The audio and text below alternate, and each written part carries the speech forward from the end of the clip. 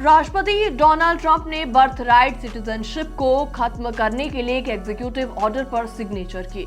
हालांकि वहां की कोर्ट ने इस ऑर्डर पर स्टे लगा दिया है, लेकिन अगर इसे लागू किया जाता है तो टेम्पररी वर्क या टूरिस्ट वीजा पर अमेरिका में रहने वाले भारतीयों के बच्चे को ऑटोमेटिक सिटीजनशिप का अधिकार नहीं मिलेगा और इस मुद्दे पर भारत में भी चर्चाएं तेज हो गई हैं। खैर, ये तो वक्त ही बताएगा कि आगे क्या होगा, लेकिन क्या आप जानते हैं कि भारतीय लोगों को अमेरिका में नागरिकता मिलना आखिर कब से शुरू हुआ?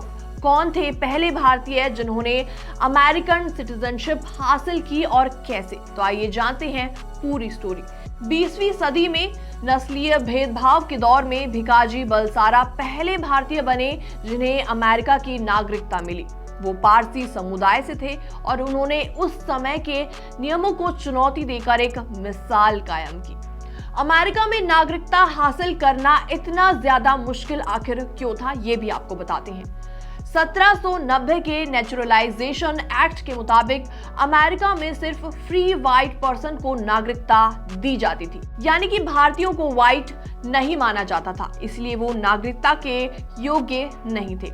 1906 में भिकाजी बलसारा ने न्यूयॉर्क के सर्किट कोर्ट में नागरिकता के लिए याचिका दायर की। उन्होंने दलील पेश की कि भारतीय आयरन नस्ल के हैं और व्हाइट की परिभाषा में आते हैं, लेकिन कोर्ट ने ये दलील मानने से साफ साफ इनकार कर दिया क्योंकि इससे अरब, अफगान और अन्य जातियों के लिए भी रास्ता खुल सकता है। हालांकि कोर्ट ने उन्हें ऊपरी अदालत में अपील करने की अनुमति दी।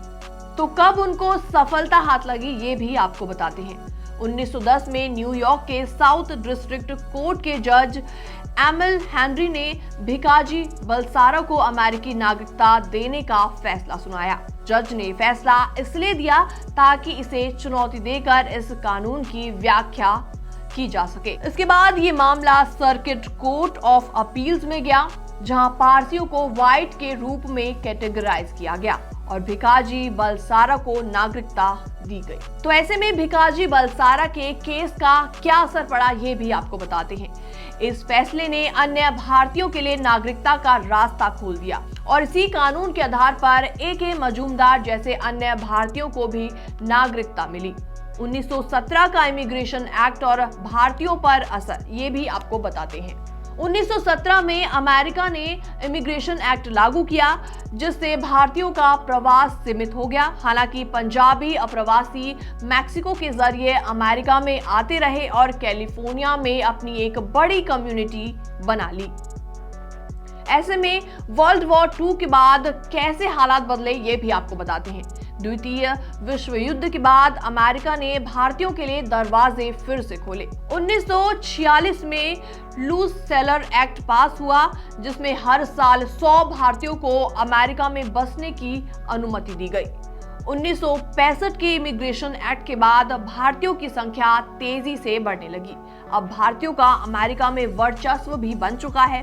21वीं सदी में भारतीयों का अमेरिका में माइग्रेशन एक नया रूप ले चुका है। आईटी सेक्टर के विकास और H-1B वीजा के जरिए भारतीय अमेरिका की टॉप कंपनियों में बड़े पद पर मौजूद हैं।